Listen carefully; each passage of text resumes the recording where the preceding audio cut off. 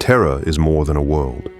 It is the Imperium's core, the point where shipping lanes, laws, prayers, armies, and records all converge. There is no innocence left here, no simple ground, no ordinary soil. Terra functions like a system. Humanity is not counted in generations, but in ledgers, quotas, and census lines. Billions of lives are no longer a dizzying thought. They are a number on a page, and whenever the human scale tries to assert itself, it is drowned out, like a quiet voice lost in a cathedral. This is not a sightseeing tour. This is a deliberate descent into a place where architecture has replaced geography, where even the weather is shaped by the city, where the past is not behind you but stacked, compressed, and sealed under layers of stone, iron, and doctrine. Terra is not scenery. Terra is a function, at once machine and relic, capital and grave, city and sanctuary. It is where the Imperium defines itself, justifies itself, and judges itself. And more quietly, it is where you learn what it means to live when life is no longer an adventure, but a managed obligation. So we begin the only way that makes sense. From a distance, out in the void, where Terra stops being an idea and becomes a body in space. Then we go down to the surface, to the cities, to places where every stone has a purpose, every corridor has a hierarchy, and every door is a boundary. Down to the center until the planet finally shows what it protects and what it costs.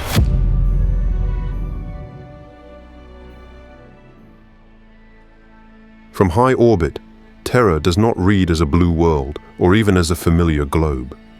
It is a dark sphere wrapped in artificial rings, studded with platforms, docks, void fortresses, and stations caught in an endless, choreographed drift. The space around it's never silent. It's packed with flight lanes and transfer arcs, with coded approach corridors that thousands of ships follow at any given moment. Cruisers, administratum carriers, pilgrim ships, military barges, anonymous freighters with sealed flanks. Everything funnels toward this single point of the Imperium, then is forced back out again, like blood through a colossal heart. Terra's orbital flow is not merely busy. It is regulated to the level of ritual. Every arrival is controlled, phased, slowed, challenged, and inspected. Defense fleets stand watch, still to the naked eye, yet ready to erase the slightest anomaly without hesitation. The void is thick with signatures, drives, shields, reactors, weapons, overlapping layers of protection. The planet itself radiates heat, not the borrowed warmth of reflected sunlight, but the output of continuous industry. Even on the night side, Terra glows, not with anything natural, but with a scattered, sickly shine, the combined spill of trillions of artificial lights. From above, the surface offers no breathing space. The oceans have vanished from view. Continents are no longer landscapes, but uninterrupted plates of city.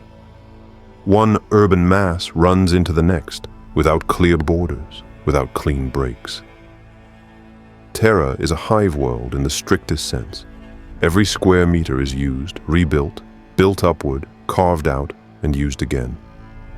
Even the air bears the marks of that saturation, heavy with particulates, streaked with pollution, tired in a way that feels ancient. Terra produces almost nothing now. It consumes, processes, and redistributes. It survives on the resources of the entire Imperium, drawn inward like a permanent cosmic tithe. To speak of geography on Terra is to abandon the old meaning of the word. The terrain is no longer the expression of a living planet. It is the reshaped remainder of an ancient world, buried under successive strata of construction. Mountains, plateaus, basins, they still exist, but warped, boxed in, sometimes completely swallowed by cyclopean structures. Continents are not natural entities anymore. They are foundations, supports, plinths on which humanity has stacked its cities, palaces, archives, temples, and armories. The old seas have almost entirely vanished. Terra's primordial oceans were drained, evaporated, or consumed over the millennia. Some sources speak of artificial basins, recreated waters, kept for symbolism, climate control, or ritual need. These stretches of water are not ecosystems. They are installations, monitored surfaces, maintained and regulated, closer to memory or engineering than to nature.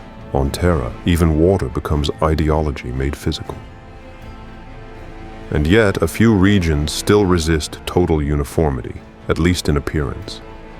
The great mountain ranges, and above all the Himalayan zone, remain set apart. Not because they are untouched, but because they were absorbed differently. There, the old geography became the frame for some of the most sacred and most forbidden structures in the Imperium. Those mountains are not just features of the land. They are walls, screens, sanctuaries, reinforced by human hands. They still shape Terra's symbolic map. They are among the rare places where the ground did not merely carry the city, but forced the city to take its form.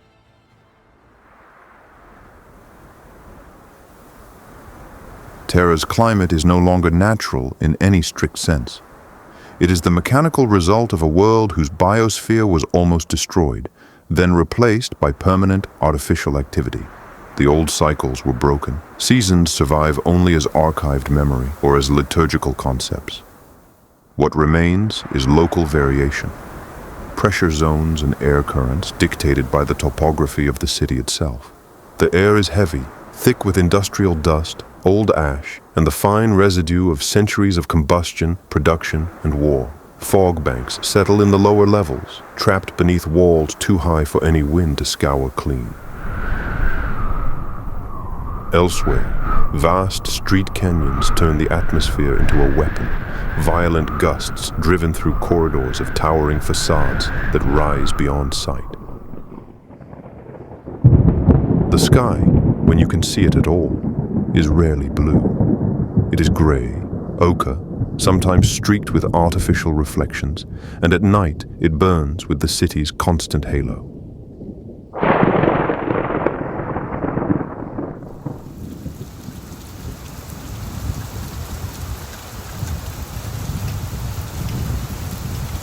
None of this is a living climate. It is a fragile balance, held together by force and habit. Terra still breathes, but it does so with effort. Its weather is an accumulation of consequences. Every dust storm, every acid rain, every sudden swing in temperature is a reminder that the planet is no longer habitable by nature. It is kept viable by intervention, corrected, compensated, monitored. Here, even the air is administered.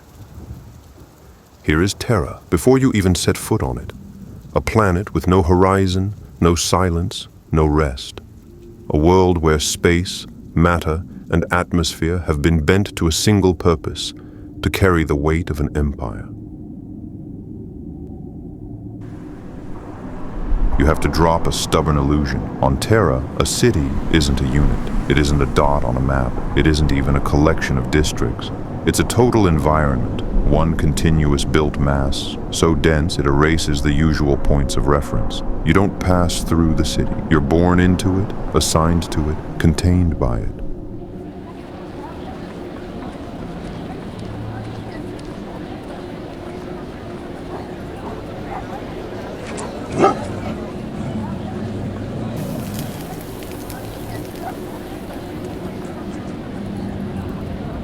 It doesn't just house the population, it organizes it, splits it, ranks it, regulates it. It turns every life into a file, every movement into a permit, every breath into something granted. A Terran city is a pillar, stacked worlds that never really see each other. You can live your whole life 50 meters from a sealed door and never know what it protects. You can die without ever seeing the sky. And if you live high enough, you may never hear the real sound of the crowd at all, because the crowd has been pushed far below, where stone, metal, and discipline swallow noise the way dry ground swallows rain.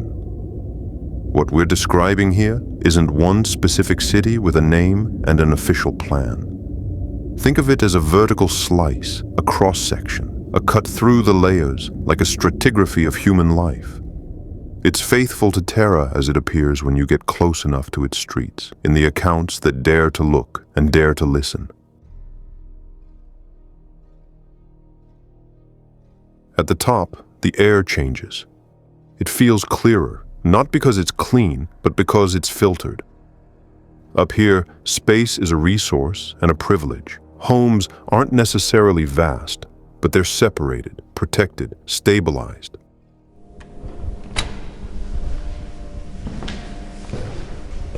Corridors are quiet.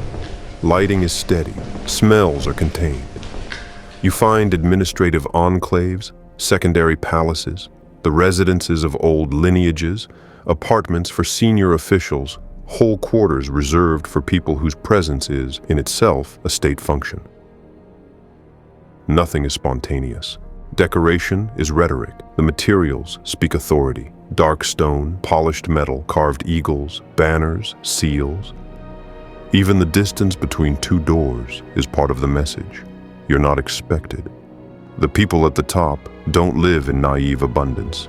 They live in control. Their days are made of appointments, encrypted communications, protocol observed with near religious care, meals whose quality isn't pleasure but signal, clothing whose cut is rank. They learn one skill early and they learn it well: caution. On Terra, proximity to power doesn't only protect, it exposes. Social ascent is a balcony over an empty drop.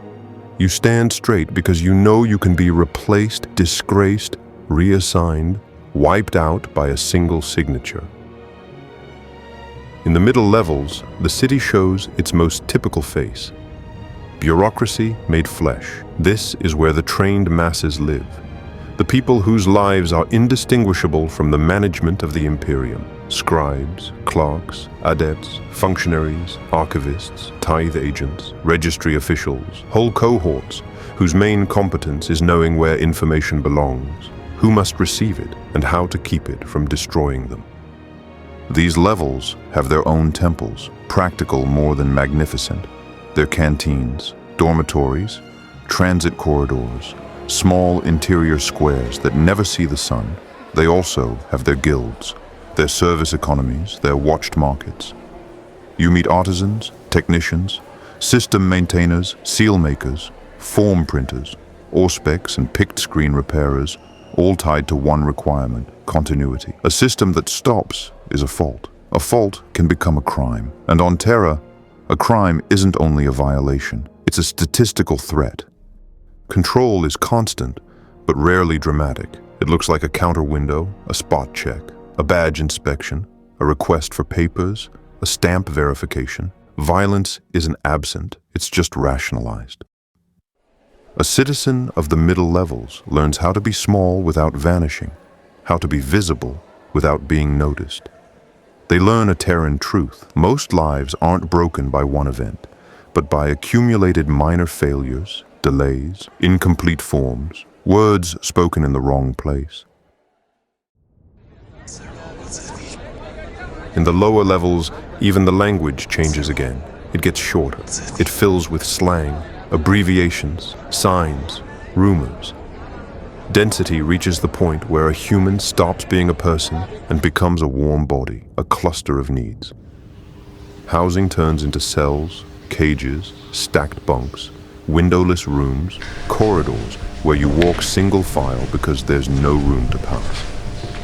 Families compress, not by choice, but because the city allocates space the way it allocates food, by a logic that explains nothing and demands obedience. Rationing isn't a crisis down here. It's the baseline. Water, nutrients, filtered air, heat, light. Everything is issued, counted, proven. A lower-level citizen learns the value of a stamp the way others learn the value of a weapon. These are talismans. You guard them, forge them, steal them. Survival becomes a social craft. You lean on a neighbor, a micro-community, a crew, a local parish.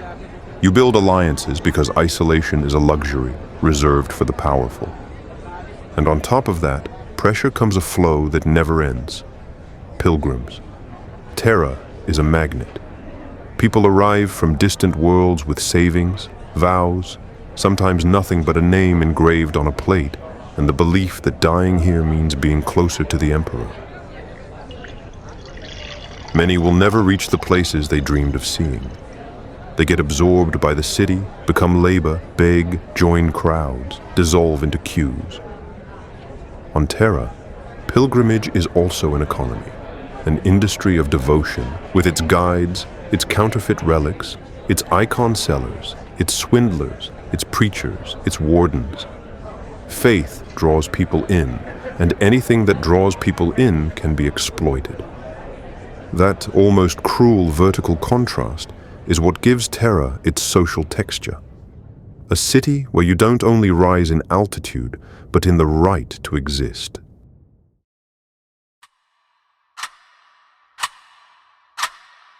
On Terra, time isn't a natural cycle. It's a command, a schedule. In the deep levels, you don't even know if it's daylight outside, because outside isn't a useful concept down here.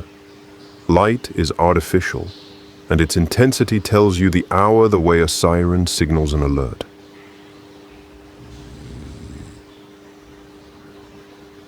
Nights aren't rest, they're time slots. You're assigned a sleep window the same way you're assigned a work window. Your body adapts. It doesn't get a choice.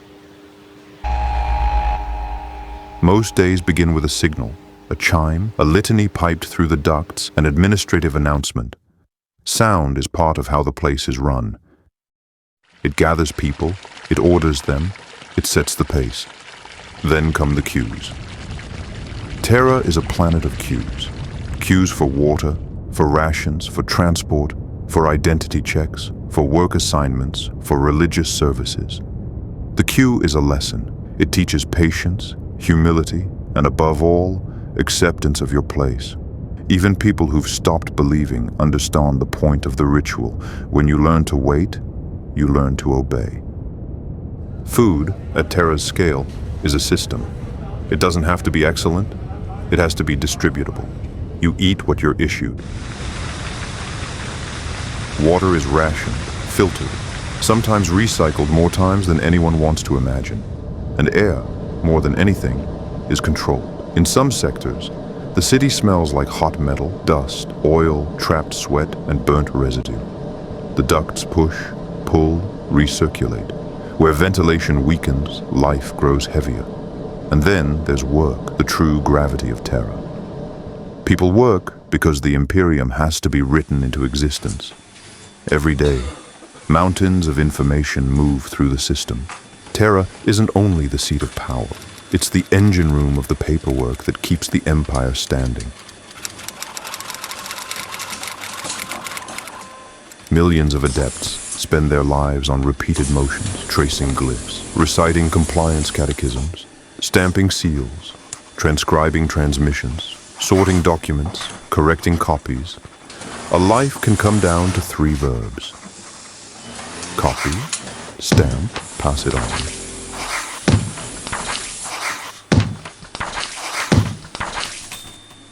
That work shapes a very particular kind of human being. A Terran learns to think in procedures.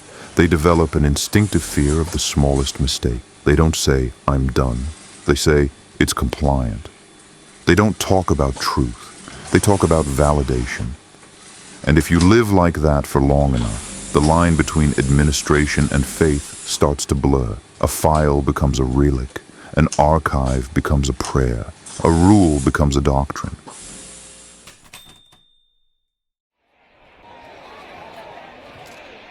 On Terra, religion isn't just something that sits at the top. It's a mental infrastructure on every level. It gives people a shared vocabulary, a simple explanation for suffering, an aesthetic that turns constraint into meaning. A citizen doesn't simply believe. They breathe in a world where everything points back to belief. Statues, banners, candles, icons, and hymns. Faith is everywhere. It seeps into gestures. It clings to the walls.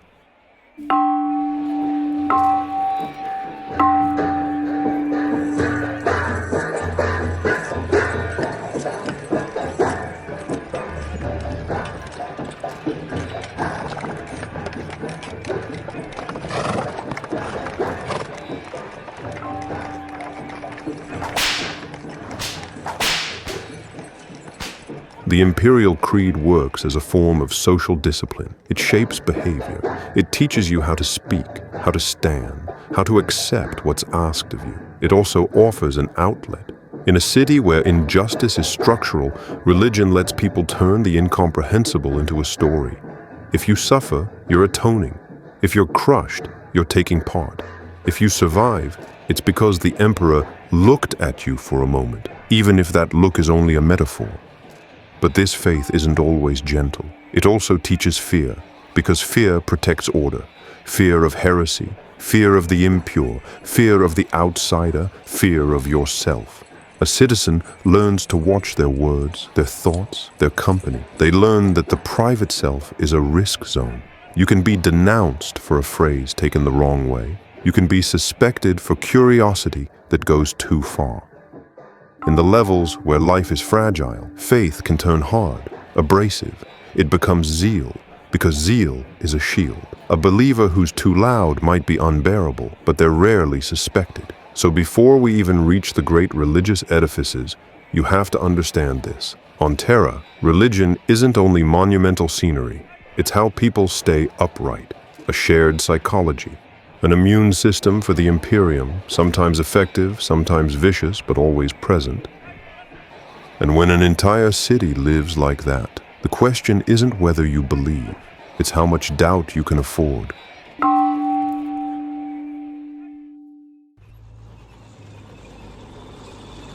Order on Terra doesn't depend on an army you can see at all times. It depends on the certainty that there's always someone, somewhere, who can see you. Security is built into the place itself. Access checks, seals, locks, picked feeds, patrols, auspex sweeps, barriers, one-way corridors. The Adeptus Arbites and other enforcement forces embody that presence. They don't need to be everywhere. It's enough that they can be anywhere. Identity control is one of the city's obsessions. At every level, a citizen carries proof: badges, seals, permits, papers. You learn to guard those things the way you guard a means of survival. Checks can be routine or suddenly aggressive, and unpredictability is part of the method. When you never know when the rule will hit with brutality, you comply all the time.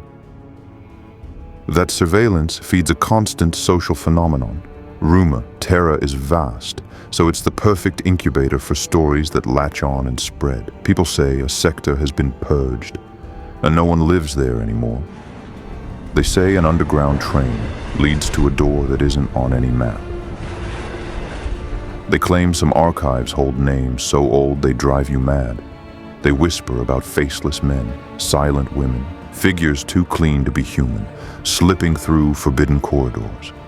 And because no one can verify any of it, rumor becomes true in practice.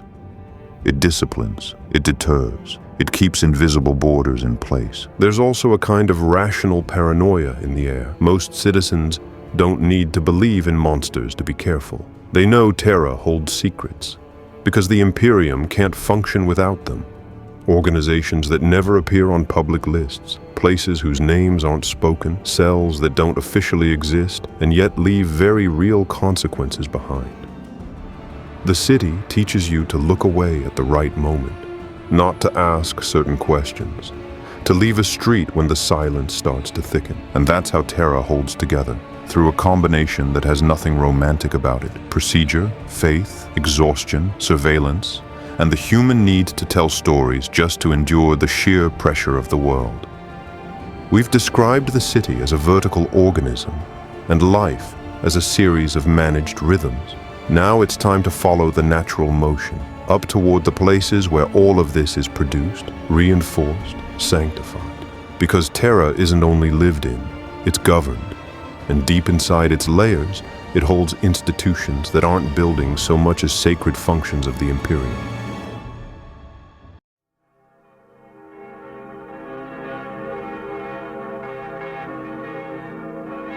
Let's begin our visit with the Ecclesiarchal Palace. It isn't a single building.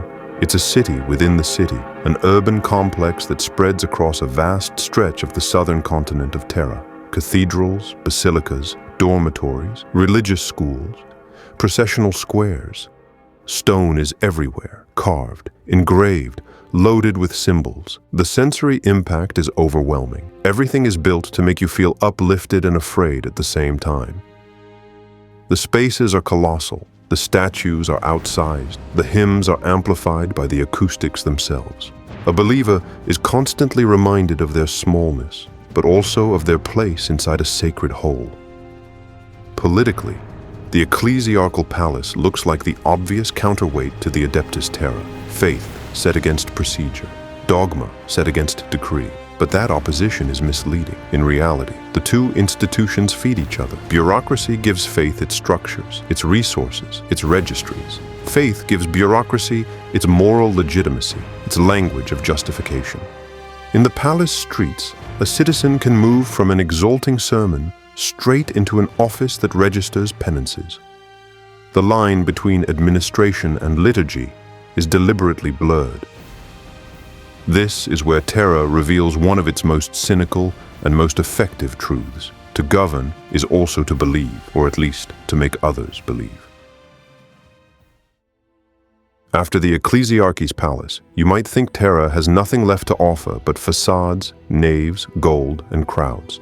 But there's another kind of sacred on this world, quieter and harder, suspicion raised into an institution. When faith stands in the light, doubt demands the shadow. And on Terra, shadow isn't only found in corridors. It's found at the edges of the world, where the planet itself falls silent. So our path leaves the liturgical avenues and consecrated domes behind. It moves south, beyond the inhabited zones, beyond the roads pilgrims follow, toward the cold geography of the poles, the one place where the Imperium can hide a truth by covering it in ice. Beneath Terra's southern ice cap in Antarctica, the Inquisition has carved out something that's less a building than an underground continent.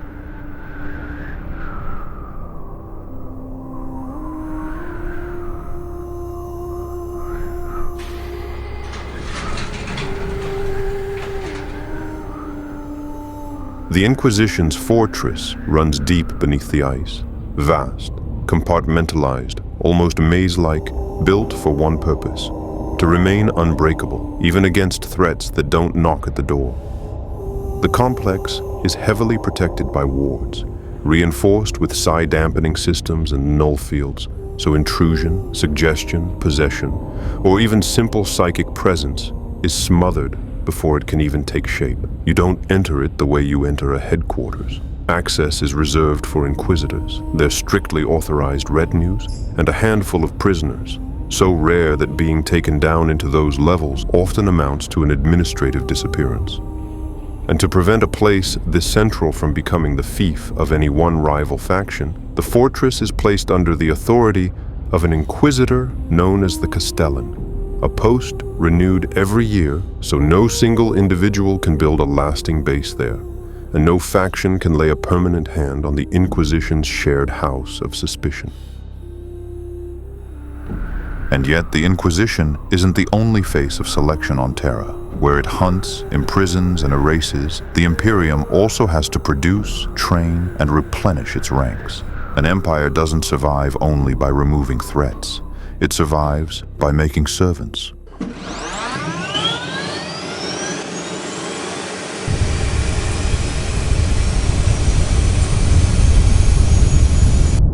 So we leave the cold and the silence behind, and we head back into inhabited stone, into the districts where broken lives are turned into instruments of duty.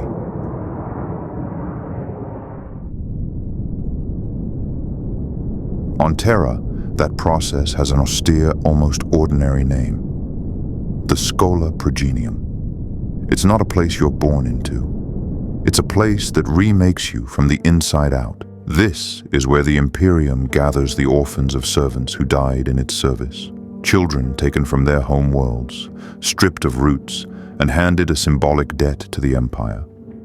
The Schola is, above all, discipline made real, wake-ups at fixed hours, collective prayers, hard instruction, punishments that are measured but relentless. You learn to obey before you learn to understand. Education becomes liturgy. Every gesture is codified. Every success is recorded. Every weakness is spotted. Politically, the Schola Progenium is one of the Imperium's most efficient loyalty mills. These children grow into officers, commissars, administrators, priests, agents. They never learn any home but the Empire.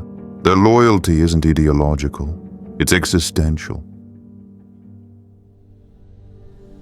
And once the Schola has done its work, once it has forged people who can obey without shaking, there's still another step, one the Imperium doesn't show, even to its best servants, because some students aren't meant to serve in the light. They're meant to disappear into their role. There are places people only mention in a low voice, if they mention them at all. The temples of the Officio Assassinorum have no official address. Their exact locations are unknown, even to many high dignitaries. They exist, but as blind spots on Terra's maps. Even the word temple is cover. On the surface, these sites can look ordinary, a minor shrine, an administrative building, an abandoned structure. But underneath, they hold the training, indoctrination, and conditioning of imperial assassins. Politically, the Assassinorum is the final reminder that Terra doesn't rule only through law and faith, but also through suppression.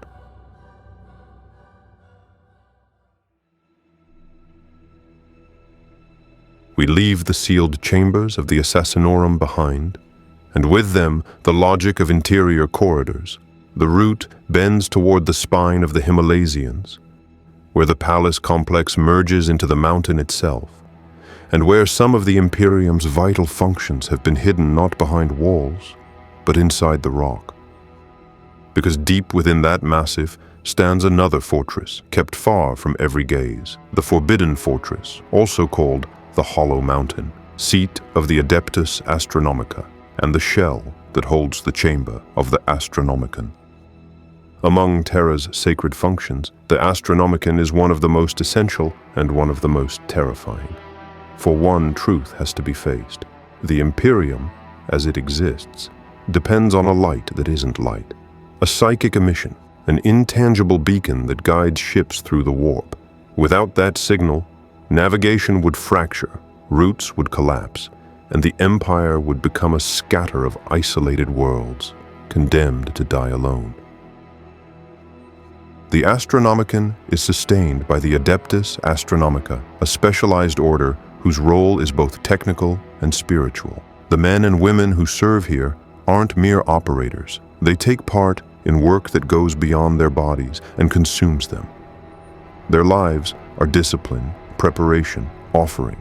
They don't work here. They give themselves to a mechanism they can't always grasp in full, but whose price they understand. The place that surrounds and protects the Astronomicon is described as a forbidden fortress, the Hollow Mountain. The name says almost everything. A mountain, emptied out, reshaped, carved and fortified, turned into a protective shell for an imperial organ. The architecture is harsher here than anywhere in the palace districts. Everything is defensive. Everything is sealed off. Access points are few. Surveillance is total. And yet, at the heart of that fortress, there's a hall, a space that, for a moment, shifts the story into something almost ceremonial.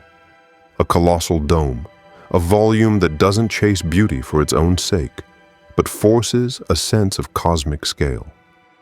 The floor is arranged in tiers, in rows, in seats laid out with a geometry that feels as much amphitheater as sanctuary. Figures take their places, psychers, prepared, supervised, connected to devices whose complexity you can sense without being able to map it. The air is cold and dry, heavy with ozone and incense, as if circuitry and liturgy share the same breath.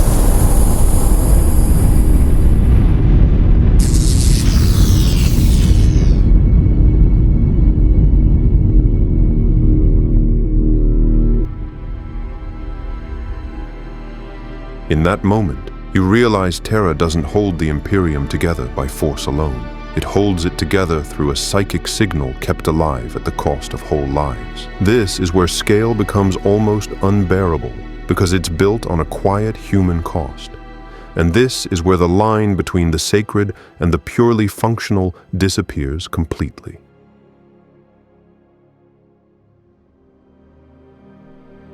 Now we're close to the Imperial Palace, and before you even understand what you're looking at, you feel it. You're being watched. The approach changes. The sightlines tighten. The avenues straighten out, like the city has slipped into an older language, a more military one. The crowd, already dense everywhere else, thins in places, then gets channeled into lanes and corridors, into open squares that aren't really squares at all, but screening zones.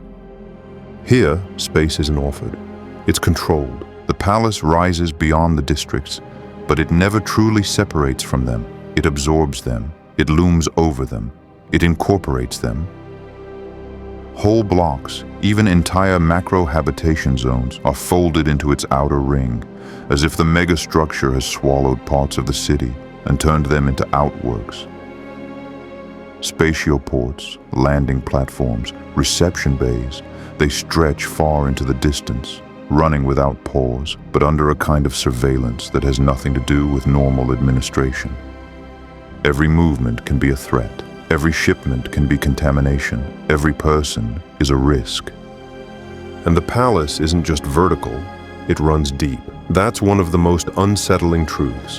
What you see above ground is only a fraction of the real mass.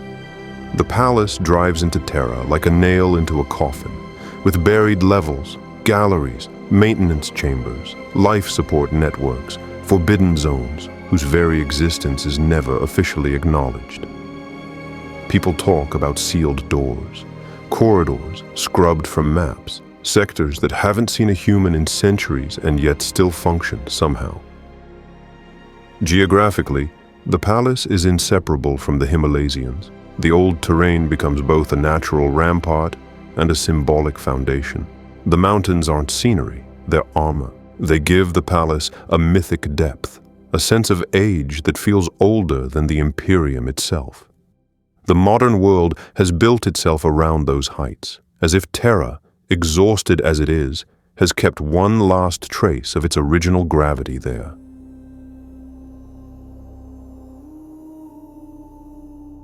The approach starts out where order still feels readable, and then it starts to crack. At the palace's edge, the city of Petitioners spreads out as a continuous mass. Offices, housing blocks, secondary archive depots, and above all, queues that never seem to end, queues that feel like a way of life. The closer you get, the more dignity drains away, as if power has its own gravity. It pulls, it crushes, it reshapes. On Terra, a single petition can burn through an entire lifetime, and there's no one left to call it a scandal. Then you reach a sector that makes no attempt to charm. The Munitorum's central offices aren't a symbol, they're organs. Here, war turns into accounting, and then back into war. Assignments, levies, allocations, routes, regiment transfers, everything becomes columns, seals, ledgers, until the permanent crusade takes on its coldest form, pure administrative flow. A soldier sees only his trench. The Munitorum sees the galaxy as a distribution problem.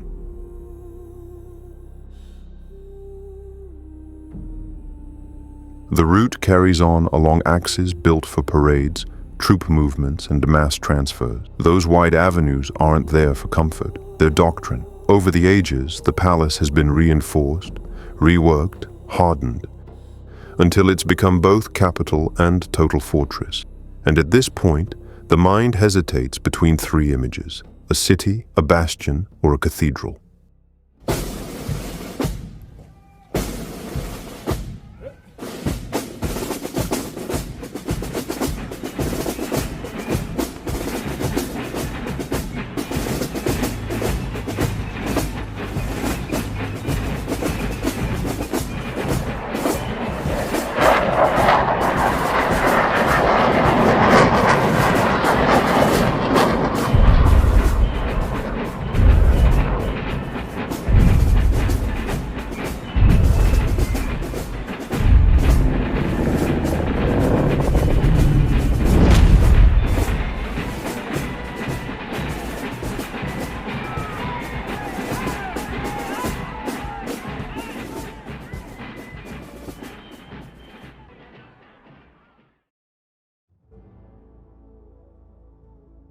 The Hegemon's Tower is a command post, a center where alerts, routes, clearance codes, and control signals all converge. The palace isn't simply guarded here, it's read constantly, like a living text, where the smallest anomaly has to be corrected before it even has time to exist. And an annex built from Noctilith, used for its anti-psychic properties, makes one thing clear. The threat isn't only flesh and steel. The route then takes you toward a sector near the Himalaysians, integrated into the complex, the City of Sight. The place says, without ever admitting it outright, that the mind is both a resource and a danger. Promising psychers are brought here, tested, directed. During the heresy, the area bears the mark of a major psychic backlash tied to Magnus's warning, as if the stone itself held the memory of mental pain. Within that system stands the Obsidian, the current seat of the Adeptus Astra Telepathica, a fortress of training and control where certain captured psychers are processed and shaped into astropaths or sanctioned psychers. It's not a school, it's a forced transformation, done in the name of necessity. The route then crosses structures that feel older, heavier, almost archaic in their stubbornness. Bhab Bastion predates the palace in its full form. Once a refuge for tyrants and warlords, it was absorbed and repurposed. During the heresy, its importance made it a command node in the defensive system. Some stones carry an unsettling sense of truth. They weren't built so much as conquered, and they've never stopped being stones of war. After the bastions comes the theater of government.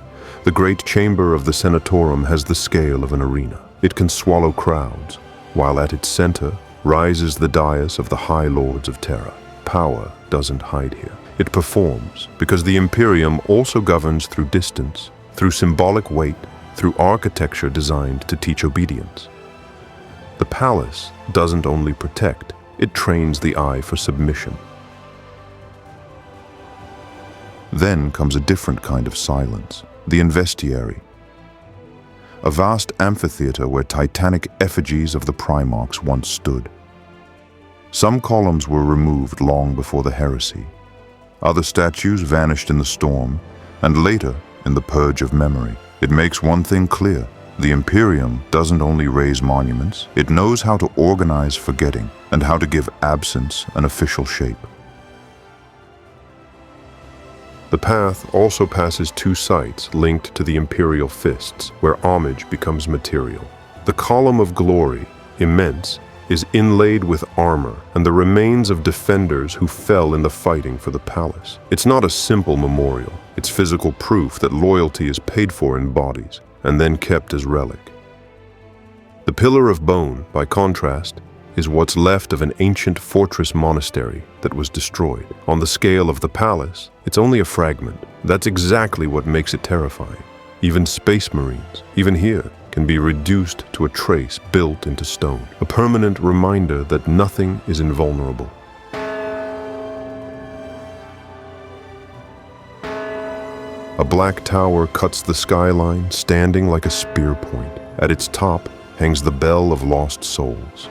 It tolls only for the dead, whose disappearance is treated as a fracture in imperial destiny. Its legend captures Terra's scale. Even mourning has to happen on the scale of a civilization. Even loss has to become something bigger than the individual. Next comes a place that's less spectacular, but more unsettling. The library Sanctus isn't a normal library. It's a vault for dangerous knowledge. Controlled memory under lock and key. It holds information on ancient horrors, and a complete copy of the Tactica Imperium, constantly expanded. On Terra, knowledge is a weapon, so it's guarded like a weapon. Then the route darkens. You have to go down. Beneath the inhabited levels, beneath the halls, lie the dark cells, oubliettes built to contain what must neither escape nor be used. The custodians responsible carry a revealing name, the Shadow Keepers. Even the service access has its identity, its doors, its protocols. Here, the palace admits its rawest truth. The worst isn't only outside. It's stored, sealed, kept dormant at the very heart of the sanctuary.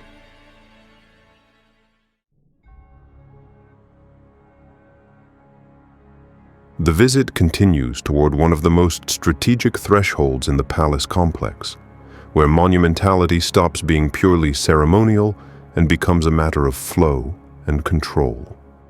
The Lion's Gate is one of the palace's major entrances, a principal portal into the inner palace. As you approach, its two colossal lion statues were removed on Rogel Dorn's orders to clear the space needed for defensive works. Built against that threshold stands the Lion's Gate Spatioport, the palace's primary transport hub and the largest installation of its kind on Terra. The structure rises into the highest layers of the atmosphere, lined with countless docking bays and orbital lifts, built to accommodate vessels up to a Gloriana-class battleship. Sources describe it as a layered structure. 3 tiers dominate the site's layout. The tropophex, the lower level, the most crowded, packed with platforms and linked by bridges to the Lion's Gate and the outer palace. The stratophex, the middle level, with the City of the Sky, its servitors, workers, and crane complexes controlling passage. And the mesophex, the upper level, culminating in a summit platform roughly 12 kilometers up, where atmospheric pressure becomes negligible and direct loading operations can run to the conveyor shafts and orbital lifts. During the Siege of Terra, the Lion's Gate and its spatioport were among the most fiercely contested positions. The defenses there included more than 18,000 Imperial fists and 800,000 soldiers of the Imperial army. And even after the heresy, the name kept its grim resonance. A later major assault on Terra would still be known as the Battle of the Lion's Gate. Proof that some places, by their very function, are destined to become magnets for history.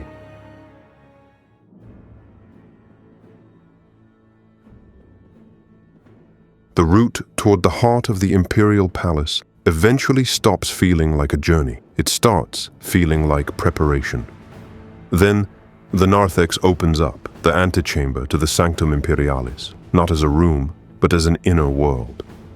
It runs on for an immense distance, and the vault above rises into darkness, held up by pillars so vast they look like carved cliffs. Everything here is rare. Everything carries weight and value: marble, alabaster, lunarite, and then inlays, gemstones, embroidered cloth, gilding, silver, electrum, as if matter itself has to prove, through sheer richness, how close you are to what's forbidden. And the Narthex doesn't only crush you with scale, it watches you. Countless gargoyles, each one different, each one grotesque, stare down at the pilgrim's way. They're not decoration, they're a warning set in stone, a reminder that even in the holiest place, a human being is still something that can fail. The walls are covered in frescoes, grand battles, lives of saints, deeds raised to legend, the grandest celebrations of human pride and of humanity's need to survive its own weakness by retelling itself as an epic. Even the air makes it hard to think clearly. It's thick with incense and aromatic resins, a heavy haze that dulls the senses, as if breathing itself has to become slow, controlled, almost ritualized. In that halo, precious metals don't sparkle.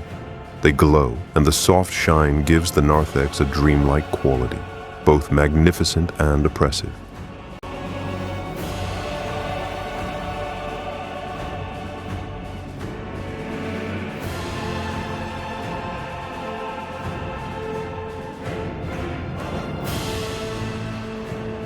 At the far end of stone and smoke, you can't stay level anymore. The ascent forces itself on you. The Eternity Gate stands at the end of the Narthex, and the approach climbs 1,000 steps, as if the body has to pay its share. Even here, even before the final threshold, every step carries memory. Banners line the way, relics of legendary heroes, some reaching back to the earliest days of the Imperium. Macarius stands among them, alongside other celebrated figures, proof that on Terra, history isn't only preserved, it's hung above the living, like an obligation.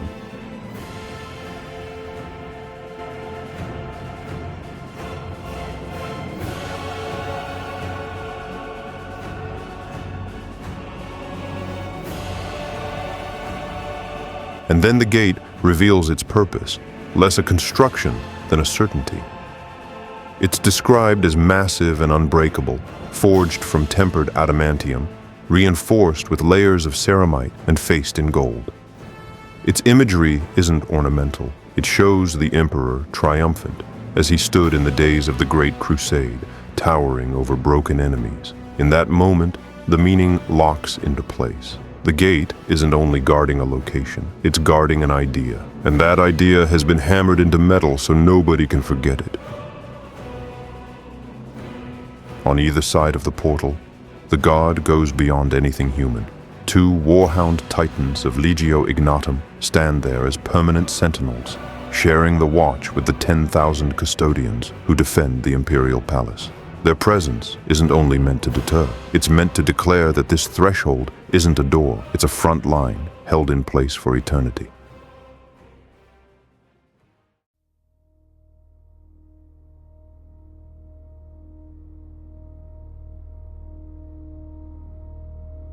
Beyond the Eternity Gate lies the Sanctum Imperialis, the heart of the palace. It's where the Imperium's most critical functions converge, and where the presence of guardians, servants, and institutions becomes almost invisible because it's part of the architecture itself. Here, spaces aren't made to be walked through. They're made to be maintained. There are ceremonial halls, immense corridors, service zones that spread through underground networks, and levels that descend into depths no one ever fully describes. That downward pull matters because the palace, like Terra, has an inverted verticality. The closer you get to the center, the deeper you go. It's as if the Imperium has buried what it worships, not to hide it, but to shield it from the surface, from noise, from chance. As if the sacred here isn't a summit, but a contained abyss.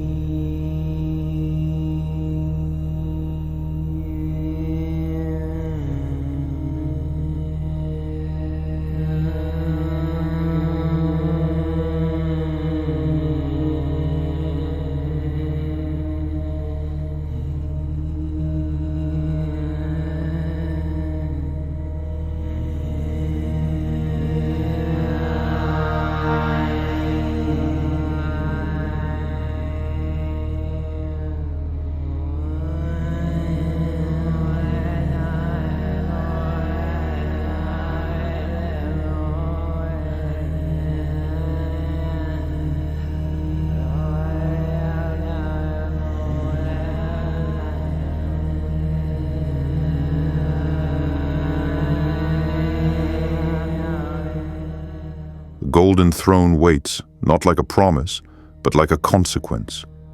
People call it a throne out of habit, because an empire needs simple words for things too vast to face directly. In truth, it's an ancient, unfathomable system, a life support engine, a machine of sanctified restraint. It isn't there to seat a ruler. It's there to keep the center from going dark. To understand it, you have to go back to the end of the heresy, to the moment history breaks. The Emperor confronts Horus aboard the Vengeful Spirit. He destroys him, but the cost is immediate. A wound that isn't only physical, a ruin carved into flesh by a power that's no longer human. When he's brought back to Terra, he doesn't return as a visible victor. He returns in extremis, and the throne becomes a last fortress, not against an enemy, but against death itself. It doesn't take long to realize that keeping the body alive is only part of what's required. Beneath the palace, a scar remains, a breach tied to the Eldari Webway project, forced open during the siege, a doorway that can't be allowed to breathe. The throne has to hold that lock. It has to feed the seal. It has to support the impossible. When the Emperor leaves the throne for the final assault, Malcador takes his place. and the effort consumes him. Then the Emperor, drained and broken, is set back onto the machine, because there's no other mind left that can bear a burden like that. From that point on, rule changes its meaning. It's no longer carried by speech, or gesture, or presence. It becomes sustained tension. The Emperor endures, not as a monarch who governs, but as a will anchored to an apparatus, present enough to guide the Astronomicon, that psychic lighthouse, without which imperial fleets would be lost in the warp, and without which the Imperium wouldn't stop conquering. It would simply stop holding together. But that light isn't free. It's paid for with a daily tithe of psyker lives, drained to keep continuity intact, described in some sources as hundreds within the chambers of the Astronomicon, and just as often spoken of as thousands of souls offered day after day. The numbers vary, the point doesn't. Terra keeps its path through the dark by bleeding consciousness. And as for what people still call the Emperor, imagination isn't enough anymore. It's a ruined body, sustained and supported, set into an architecture of cables, conduits, plates, and artifacts whose purpose goes beyond what most minds can even frame. The flesh isn't a triumphant emblem. It's closer to a living reliquary, a presence reduced to what's strictly necessary, extended by technology, held in a stillness that has nothing to do with peace. That's the terrible pull of the Golden Throne, at the heart of the largest civilization humanity has ever built. Power no longer has a conquering face. It's become organized sacrifice, a navigation axis, a lock clamped over a breach, a permanence torn from time. Among the most overlooked details, yet some of the most important for understanding what the Golden Throne really is, are its fail-safes. These aren't measures meant to save Terra. They're measures meant to make sure Terra can't ever be taken. The clearest example is the Talisman of Seven Hammers. Vulcan forged it under the Emperor's direction. Whether that guidance was spoken outright or simply understood, it's built straight into the Golden Throne, and it's not a talisman in the mystical sense. It's an annihilation mechanism, a final trigger. If it's ever activated, Terra gets destroyed completely. The throne world becomes a planetary grave, and chaos loses the one prize it must never be allowed to claim. The fact that this device exists at all says something the Imperium rarely admits out loud. The Emperor never bet everything on a perfect victory. He planned for the possibility of failure. He accepted that Terra might fall, and that everything meant to be preserved could fall with it. The talisman isn't a weapon aimed outward. It's a termination clause written into reality. And there's another detail, quieter, but just as revealing. Behind the Golden Throne, there's an embedded seal fixed in place like a signature. It's not decoration. It's a marker, a counterpart, because there's said to be a matching seal kept far from Terra, in a place that doesn't hold history, it holds last resorts. On Titan, deep within the chambers of purity, locked away in a crypt, whispered to have been intended for Malcador's own tomb, there's something almost offensively simple, a wooden box. Nothing monumental, nothing triumphant. Just a box, and on its lid, a seal of gold. Inside, an ancient parchment carries an instruction whose name alone seems to harden the air, the Terminus Decree. That document appears in no imperial archive. Its existence has been cut out of administrative memory, as if even the administratum has to be protected from the thought that such a text could exist. The secret is shared only with the supreme Grand Masters of the Grey Knights, and in practice with only one at a time, the one who can open the box. These aren't footnotes. They're the key to the whole structure. The Golden Throne isn't a symbol of endless hope. It's a lock, and it's rigged to blow. That's where the journey closes. Terra isn't the center of the Imperium because it commands. It's the center because it endures. It carries the load of a system that can't die and can't truly live. An entire planet has been turned into a life support mechanism. Billions of lives have been folded into a chain whose purpose isn't happiness and isn't even prosperity. its continuity. The Golden Throne isn't proof that the Emperor still rules. It's proof that the Imperium chose survival at any cost. And Terra, in all its excess, its sacred ugliness, its suffocating grandeur, isn't the center of the human world. It's the price humanity pays for refusing to collapse.